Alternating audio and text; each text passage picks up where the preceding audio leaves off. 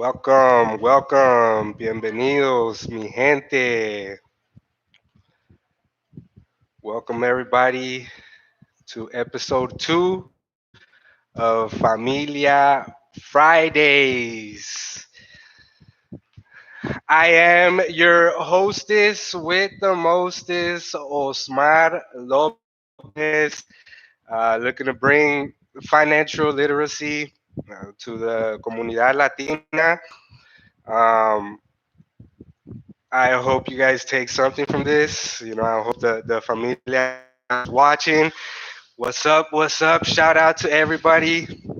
I'm really hoping that a bunch of investment accounts get opened up because of this video.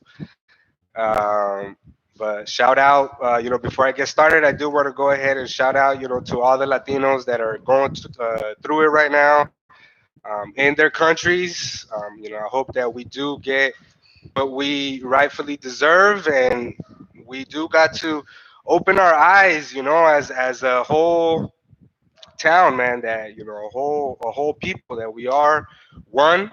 Um, let's stop, you know, looking at these imaginary boundaries that are us. In order to separate us, we are one people. And strength. We do have strength in numbers. So shout out to everybody going through it. It's a lot of us, desgraciadamente, but shout out to you guys. Um, so the last episode, I basically gave you guys, my background, where I'm coming from, um, where I'm at right now, which, in the same situation as a lot of my people. I'm just working, got my side hustles, but now I'm focused more on acquiring assets. Um, I take a look at the retirement here in Nicaragua, and I can't believe it. It's crazy because people are getting like $170, for a month. So once I seen that, I was like, yup, I'm not gonna be going that route. Definitely got to go ahead and check something else out. Um, but my son's right here. You can see him in the screen. He's playing with my dog, man. um, but I knew I wasn't gonna be, waiting for retirement from here from Nicaragua. So that's another reason why I started, looking things up or how to invest and everything. Um, so I know a lot of people are out there thinking right now, hey, what's this guy from Nicaragua gonna tell me what to do about? You guys would be surprised, right? Definitely, this is the direction you guys want to be going in. I don't have it all figured out, but I do know that this is what we got to do, in order for generational wealth, in order for keep our little ones like this one. This is my son right here, Matias, Alejandro, and he knows what's up, man. He knows what's up. Matias, one. He knows a lot. He's real smart. He is real smart, actually. But I'm not a financial advisor, right? I'm not telling you what to do with your money. I'm simply telling you, what the options is that you have. The crazy part is that a lot of our community doesn't even know what options that we got. So this episode is basically going to be talking about how to get started in investing. Subscribe to the channel for more videos like this and tap on the notification to get all new videos. I want everybody to understand that this is not a get rich quick scheme. I know a lot of people think that you go into the stock market and you're just going to be making money fast, and it's not like that. There is ways that you can make money fast in the stock market, but they are very risky. So if you don't mind, if you got some stuff put aside, you're already investing in something else, and you want to take a more riskier approach, then you definitely have that option. Um, we will be going over, different options that we got. There are different episodes that we're going to be going over, but this one's just basically to tell you guys the basics of it. The number one thing that you need to do to get started in investing is you need to get started now, ASAP, as soon as possible. Yesterday, you needed to get started. Let's stop procrastinating. This is something that is new to a lot of us. We tend to shy away from things that are new to us, but this is something that is vital for the familia. We definitely need to know about investing if we want to see generational wealth, if we want to be seeing, our little ones like this one take over and make sure that his little ones are good and their little ones are good, and keep it going. So it's definitely to do, have legacy, a legacy of the family. But we can't be walking around, blind to what we have to do with so much information around us. For a lot of us, getting started doesn't even mean to get started in investing. For a lot of us, getting started means to first take care of our budget and our debt that we have. So the number two thing that you got to do is get your debt in order. Make sure you take care of the debt. That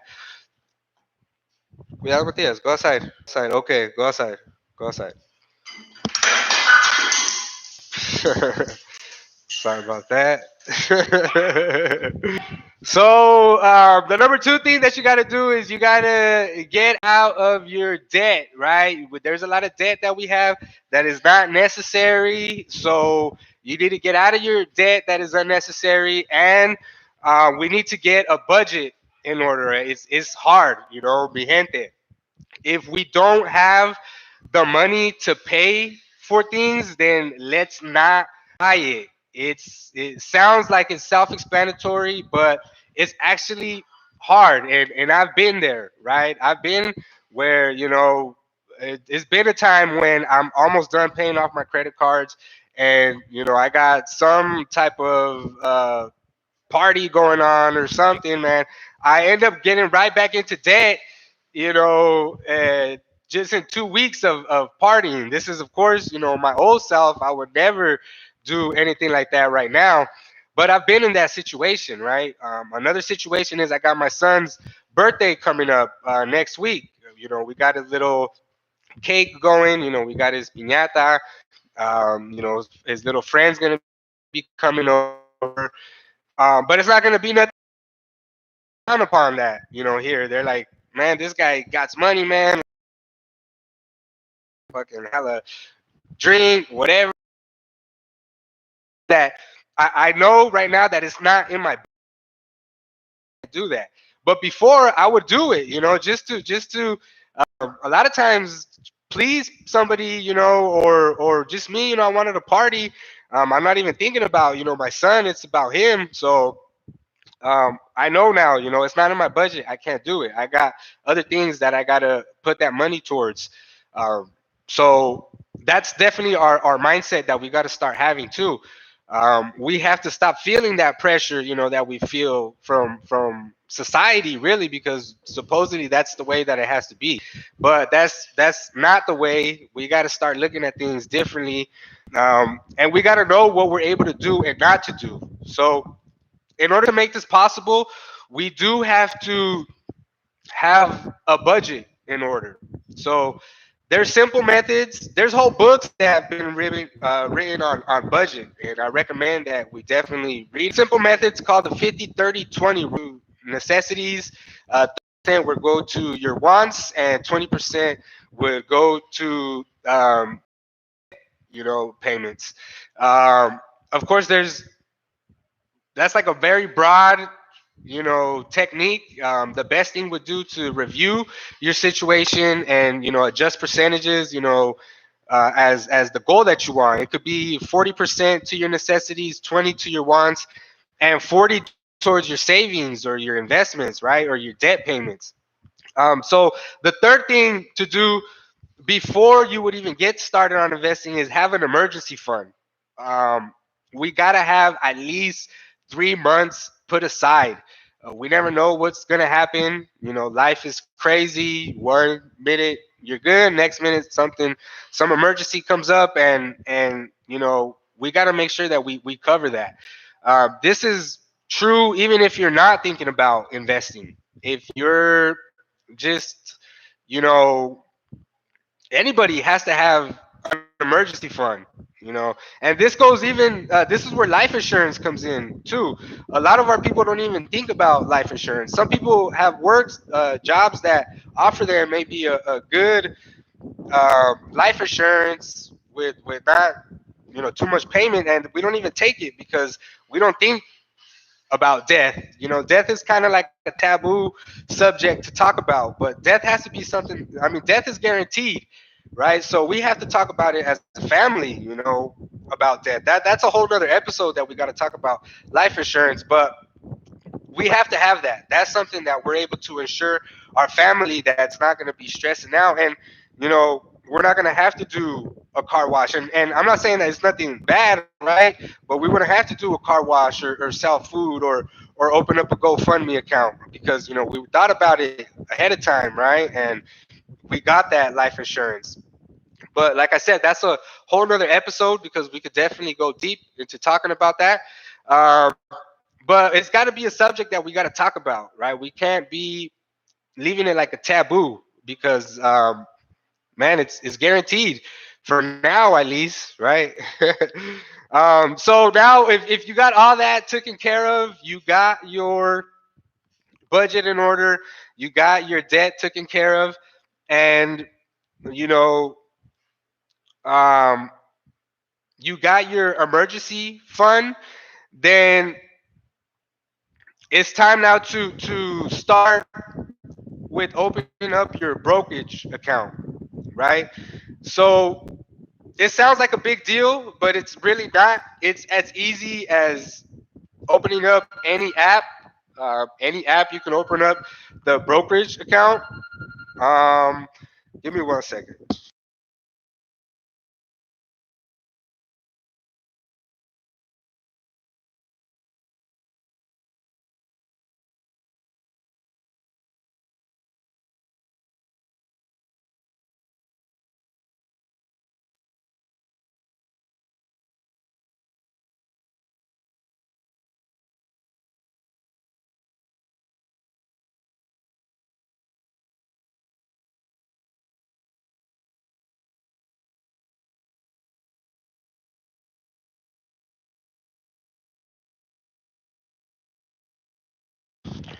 My bad, mi gente. My bad. I do got my little delivery business going on, and there's always things that are popping up. So I did have to take care of that. I do apologize. But anyways, the next thing to do that is to open up the brokerage account, right? And it's as simple as opening up an app. It's not hard to do. What a brokerage account is an account where you can buy and sell securities like stocks, bonds, and mutual funds. You can transfer money in and out of it just like any bank account. The only difference is that you do have access to the stock market and to other investments as well. There are different brokerages accounts, a lot of them, a couple of them are TD Ameritrade, Thinkorswim, SoFi, Fidelity, Webull. A lot of people have heard of Robinhood. It's probably the most popular one right now because it's so easy to use. Uh, but there's a lot of them, right? I guess the thing would be just your preference. But basically, they all do the same thing. There's like a middleman for you and the stock market. In my preference, I like TD Ameritrade, Thinkorswim platform. I feel like it has everything. It's easy to use. So just look at which one you think it works best for you. Download the app and get started with all the application, right? Everything you fill it in, and it's that easy. Start the brokerage account. Um, I want to tell you guys a little bit different. The difference between like a brokerage account and a retirement account. So a brokerage account, you do get taxed on it. Don't think that if you make money on it that you're not going to get taxed on it. You do have unlimited buying and selling, so you can put money into it, take money out of it, as many times as you want to. but there is going to be taxes on it, right? On capital gains. So whenever you do make money on it, you take it out, then they tax you. A retirement account, it is a tax-free growth account. Now you do have limitations to it when you can take the money out, and there is a limit that you can contribute to it in a year. I think that limit is like $6,000. So that's the difference between a regular brokerage account and a retirement account. Now, different investments that you can make are stocks, bonds, mutual funds, index funds, ETFs. So those are just some of the different investments that you can make with this brokerage account that you make.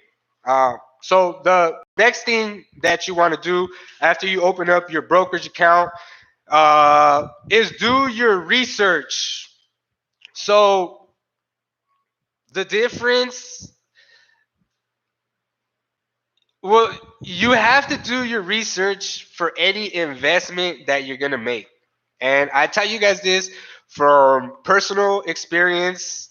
When I started, well, let me tell you, a lot of people are guilty of this, right? The stock market makes a lot of money off rookie investors that get into the stock market. They think it's some way, and it's definitely not the way that they think, and they lose money on it, right? And a lot of people, the way that they invest is they hear about a hot stock. Uh, currently there was hot stocks like GameStop, AMC. Tesla was a hot stock. Well, they just hear about the stock. It's hot. It's going up in price, so they start investing in it, and they never do their research in it. And then something happens. Boom! It goes sideways. The stock goes down, and they can't say nothing about it because they never really did any research. So there is something that's big in the stock market that's called FOMO. FOMO stands for fear of missing out. And when you're looking at news and people are writing about certain stocks, then you feel like you're gonna miss out. And it happened to me, right? I was with AMC. That's a stock that's for a movie theater, and there was talk that they were gonna skyrocket in price. So I started this. You guys probably don't know, but it's called options. So it's a way of trading, but it's a high risk. You could lose your whole investment because they have an expiration date. So I bought contracts like 4 times in a row, and I never, the stock never went up. And like a month after, it went up, shot up. It had a big skyrocket, and I missed out. But hey, that's how it is. Um, but those are risky investments, right? The investments that we're talking about for starters is not going to be that type of investment. It's going to be more like a savings account. You're just going to be putting money into uh, either an index or a mutual fund. But they're not investments like that, right? But we got to do our research. We have to definitely look at the company that we want to do our investment in. The type of things that we're going to be looking for is like, how profitable are they? How much revenue are they generating? How much debt do they have? So that's some of the things that we're going to have to be doing the research on. Once we know, where we want to invest and we've done our research, then we need to decide, like how actively do you want to be investing, right? Do you want to be that type of investor that's going to be investing every day? If you want to be an investor that's going to be investing like a week, every week, or do you want to be like a value trader where you're putting in, the money and you're letting it grow for 5, 10 years, because this is going to help you decide on a lot of what type of investment that you want to do. So a lot of us want to be that type of value investor, right? Where we're going to get a company or a fund that is just going to be growing within time. And that's basically what we're looking for. That's more safer. It's important, to invest what we can afford to lose. We never want to be investing money that we don't have, or money that's gonna get us broke. So definitely invest what you can afford to lose. And we need to know our risk tolerance. Like how much do we want to be uh, risking the money, right? Because if we have investments already put aside, long-term investments, and we want to do something more riskier where we can get some more money out of it, then we definitely got to see like how much more risk can we tolerate. Uh, and with that being said, the long-term investing is the best approach, I would say. Especially with my little experience that I got, I did lose some money in the stock market thinking that I was going to make fast money, and it's not like that. But 10 years is you know a while, and if you choose the right stock in 10 years, you would see a big difference, right? Just going back to that story from Investing Latina when she talked about her sister, how she made, 10,000 plus in a year, so that's the type of growth that we could be looking at. Um, I know investing does sound intimidating. Anything that's new can sound like it's too much for us to handle, but it's really not. It's a simple process now with apps. They've made everything easy, and everything has to do with really your consistency with the investing, right? Because the consistency is was going to make you grow your account, and starting now. Don't wait to start your brokerage account. I mean, I'm talking about after you guys hear this, go open up your brokerage account, man. It's definitely something that we got to do, and we're not doing it. A lot of us don't even know about this, right? It's something that is there for us. But let's start talking about this regularly with the familia too. We gotta make it an activity. If we take, an hour aside, take this hour aside, sit down with the family, sit down with the kids, so they can start hearing about, investing, and bring that into their mind, have that open up for them. I just want to be the I'm not going to be the one that's tell you exactly how to do everything, but I want to be the one that's going to open your mind to it and have you do the research on it. Go online and look it up more. Right? They have books for all this, and we definitely got to start reading again. Um, but that's basically all you have to do to start investing. Start open up the brokerage account, and do your research on where you want to put your money in. I would recommend the retirement, which is a Roth IRA, which is what we're going to be talking about in the next episode. So you guys can definitely start doing some research on the Roth IRA. And what it is a retirement account, and we can get these started for our kids too. I mean, man, if I would have knew about this, when I was 18 years old, I would have had my Roth IRA started. If you guys have, your employee got some 401k and they're doing a price match, take advantage of it, man. That's free money that your employee's giving to you. When I was working over there, and they offered me my 401k, I I, I was just like, nah, man, I don't want to give away my money.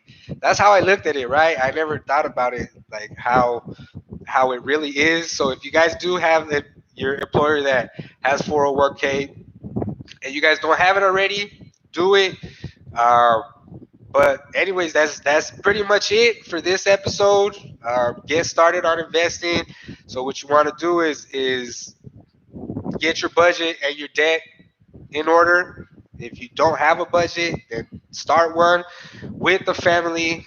Um, you want to go ahead and have your emergency fund, which would be at least 3 months. I mean, that's what I would say that it would take for people to get back on their feet. I know Mi Gente is ready. Boom, we're off of one job, we're already looking for something else. So it shouldn't take that longer, but 3 months should be good enough.